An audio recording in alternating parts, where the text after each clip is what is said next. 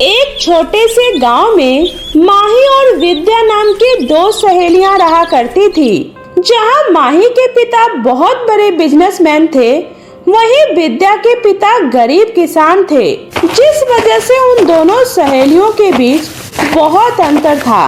क्योंकि जहां माही हमेशा अपने पैसों का घमंड किया करती थी, वहीं विद्या के पास कुछ न होने के बावजूद भी वो हमेशा लोगों की मदद किया करती थी और सबके साथ अच्छे से व्यवहार किया करती थी, जिस वजह से गांव के सभी लोग विद्या की बहुत तारीफ करते थे। तभी एक दिन, अरे माही बेटा, तुम कहीं जा रही हो क्या? जरा मुझे ये सब्जी काट कर दे दो। दरअसल आज रामू काका छुट्टी पर है और मुझे खाना बनाना पड़ रहा है, तो क्या तुम मेरी खाना बनाने में थोड़ी सी मदद कर दोगी? ओ प्लीज मॉम, आपको पता है ना, मैं कल ही अपने नेल आर्ट करवा कर आई हूँ और आप चाहती हैं मैं अपने सुंदर सुंदर हाथों से ये सब्जियाँ काटूं? अरे आप कोई दूसरा सर्वेंट क्यों नहीं रख लेती? रामू काका तो हमेशा बस छुट्टियों पर ही रहते हैं। माही बेटा, ऐसा नहीं कहते हैं। रामू काका हमारे यहाँ कितने सालों से काम कर रहे हैं, और वैसे भी अगर तुम एक दिन मेरे काम में थोड़ी सी मदद कर दोगी तो क्या हो जाएगा? वैसे भी जब तुम अपने ससुराल जाओगी तब तो तुम्हें ये सब करना ही पड़ेगा ना, इसलिए तुम अब घर के कामों में भी थोड़ी बहुत मेरी मदद कर दिया करो, समझी? अपनी माँ की बात सुनकर माही को बहुत गुस्सा आता है। तभी वहाँ पर उसके पिता आ जाते हैं और कहते हैं, अरे क्या बात है, क्यों परेशान कर रही हो मेरी बेटी को सुबह सुबह? अरे ये सब आपके लाड प्यार की वजह से ही ये इतना बिगड़ गई है। इसे जब भी कोई काम कहो तो ये साफ मना कर देती है। अरे जरा विद्या से कुछ सीखो, हमेशा अपने माँ के कामों में उनकी मदद करते रहती है। तुम्हें भी उसकी तरह होना चाहिए। अपनी माँ के मुंह से विद्या की तारीफ सुनकर माही को उससे बहुत ज्यादा जलन होने लगती है।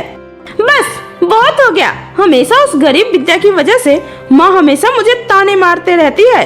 काश मैंने कभी उस गरीब से दोस्ती ही ना की होती। इस तरह कुछ महीने बाद माही के लिए एक बहुत ही बड़े घर से रिश्ता आता है, लेकिन वो लड़का दिखने में कुछ ज्यादा सुंदर नहीं होता, लेकिन फिर भी अमीर लड़का देखकर माही खुशी खुशी रिश्ते के लिए हाँ कह देती है और खुशी खुशी विद्या को जलाने उसके घर जाती है और उससे कहती है, अरे विद्या, कहाँ हो तुम? जल्दी बाहर आओ। क्या बात है माही, आज तुम इतना खुश नजर आ रही हो, कोई बात है क्या? हाँ, वैसे खुशी की बात तो जरूर है, पर मेरे लिए। दरअसल मैं तो तुम्हें बस यहाँ पर ये बताने आई थी कि मेरे पिताजी ने मेरी शादी एक बहुत बड़े बिजनेसमैन से तय कर दी है और शादी होने के बाद मैं ये गांव छोड़कर शहर चली जाऊंगी। लेकिन अफसोस, तुझे तो जिंदगी भर इसी गांव में सरना पड़ेगा ना। तेरी किस्मत में तो शायद कोई गरीब लड़का ही लिखा होगा। माही, ये सब तो किस्मत की बात होती है, वैसे मैं तुम्हारे लिए बहुत खुश हूँ। विद्या की बात सुनकर माही वहाँ से मुंह बनाकर चली जाती है। कुछ दिनों बाद माही अपनी शादी का इनविटेशन लेकर विद्या के घर आती है। माही, मुझे भी तुझे कुछ देना है, ये लो मेरी शादी का इनविटेशन कार्ड। दरअसल और अगले हफ्ते मेरी भी शादी है। ओ अच्छा, वैसे तुम्हारे माता पिता ने तुम्हारी शादी किसी गरीब किसान से तय की होगी, है ना? वैसे भी उनके पास इतने पैसे कहाँ हैं कि वो तुम्हारी शादी किसी सुंदर से हैंडसम बिजनेसमैन से तय कर सके। माही इतना कह ही रही होती है, तभी वहाँ पर एक बहुत ही हैंडसम सा खूबसूरत लड़का हाथ में चॉकलेट लिए आता है और कहता है, हेलो विद्या, कैसी हो तुम? ये लो, मैं तुम्हारे लिए चॉकलेट लेकर आया हूँ। अच्छा मैं चलता हूँ, शाम को तुमसे मिलने आऊँगा। उस लड़के की बात सुनकर विद्या बहुत खुश हो जाती है। तभी माही उसके पास जाकर उससे कहती है, अरे विद्या, वो हैंडसम सा लड़का कौन था जो तुझे अभी अभी चॉकलेट देकर गया? अरे माही, वही तो मेरे होने वाले हस्बैंड है और उनका शहर में अपना खुद का बिजनेस है।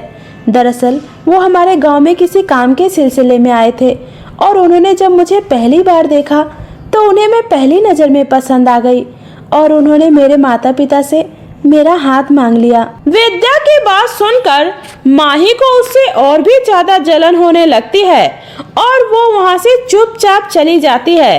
वहीं दूसरी तरफ विद्या के माता पिता उसकी शादी की तैयारियों में लगे थे। विद्या बेटा, अभी तो शादी की बहुत सारी तैयारी करनी बाकी है, जिस वजह से मैंने मुखिया जी से कुछ पैसे उधार लिए हैं। लेकिन मुझे नहीं लगता उन पैसों से मैं तुम्हारी शादी की सारी तैयारियां कर पाऊंगा। कोई बात नहीं पिताजी, आप क्यों चिंता कर रहे हैं? देखिएगा, शादी की सारी तैयारियां बहुत ही अच्छे से हो जाएगी। कुछ देर बाद विद्या अपनी माँ से कहती है, अरे माँ, मैं तो भूल ही गई, आज तो माही की भी एंगेजमेंट है, मुझे जाना होगा। आप जल्दी से मेरी वो पुरानी वाली साड़ी निकाल दीजिए।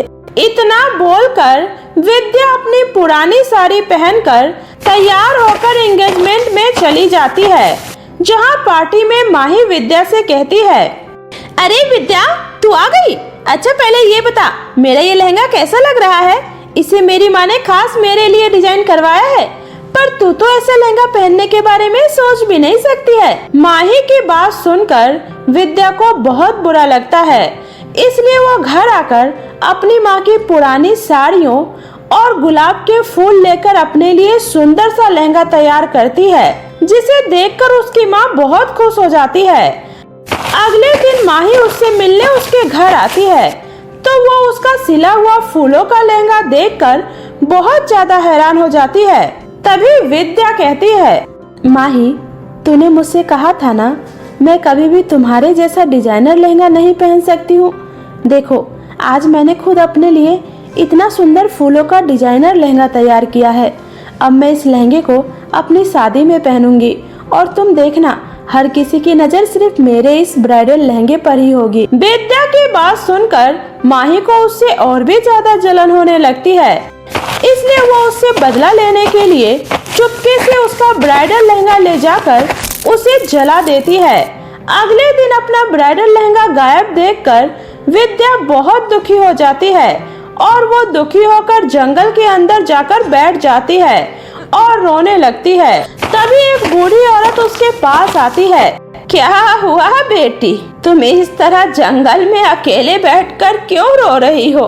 क्या बताऊं दादी माँ, कल मेरी शादी है और मैंने जो अपने लिए ब्राइडल लहंगा तैयार किया था, न जाने वो लहंगा कहाँ गायब हो गया। मुझे कुछ समझ में नहीं आ रहा कि मैं अपनी शादी में क्या पहनूंगी। अच्छा, तो ये बात है, तुम चिंता मत करो बेटी, मेरे पास तुम्हारे इस समस्या का हल है, तुम चलो मेरे साथ।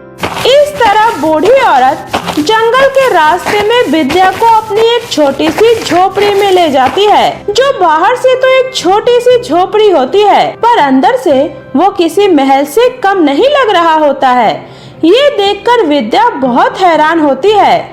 घबराओ मत बेटी, ये मेरी एक जादुई झोपड़ी है, जो कई वर्ष पहले रानी परी द्वारा मुझे भेंट में मिली थी। इसलिए तुम इस जादुई झोपड़ी से जो भी कुछ मांगोगी, ये तुम्हारी सारी इच्छाएं पूरी करेगा। क्या आप सच कह रहे हैं दादी माँ? हाँ बिल्कुल, क्योंकि तुम बहुत अच्छी और ईमानदार लड़की हो और मुझे पता है तुम हमेशा लोगों की मदद करती हो, वो भी बिना किसी स्वार्थ के। इसलिए आज मैं भी तुम्हारी छोटी सी मदद करना चाहती हूँ। इस तरह बूढ़ी औरत अपनी जादुई झोपड़ी की मदद से विद्या को एक सुंदर सा ब्राइडल लहंगा देती है, जिसे पाकर विद्या बहुत खुश होती है। आपका बहुत बहुत शुक्रिया दादी माँ, मैं आपका ये एहसान कभी नहीं भूलूंगी। इतना कहकर विद्या लहंगा लेकर अपने घर वापस आ जाती है और अपनी शादी वाले दिन जब वो उस ब्राइडल लहंगे को पहनती है तो बहुत ही खूबसूरत दिखने लगती है और माही उसकी ये खूबसूरती देखकर जलन में आकर उसे सब कुछ बता देती है। अरे, मैंने तो उस दिन तुम्हारा ब्राइडल लहंगा जला दिया था ना, फिर आज तुम्हारे पास इतनी जल्दी इतना सुंदर ब्राइडल लहंगा कहाँ से आया, बताओ। हाँ माही, इसका मतलब उस दिन तुमने मेरा लहंगा गायब किया था। पर क्यों माही, मैंने तो तुम्हें हमेशा अपनी अच्छी दोस्त माना था, पर तुमने कभी भी मुझे अपनी दोस्त नहीं माना, बल्कि हमेशा मुझे नीचा दिखाया है और हमेशा मेरी गरीबी का मजाक उड़ाया है। लेकिन फिर भी मैंने तुम्हें हमेशा दिल से अपना दोस्त माना है, लेकिन शायद तुम मेरी इस दोस्ती के लायक ही नहीं हो। इसलिए आज के बाद से कभी भी मुझे अपनी शकल मत दिखाना, चली जाओ यहाँ से। विद्या की बात सुनकर माही को अपने किए पर बहुत पछतावा होता है और साथ ही अपनी एक बहुत अच्छी दोस्त को खोने का अफसोस भी।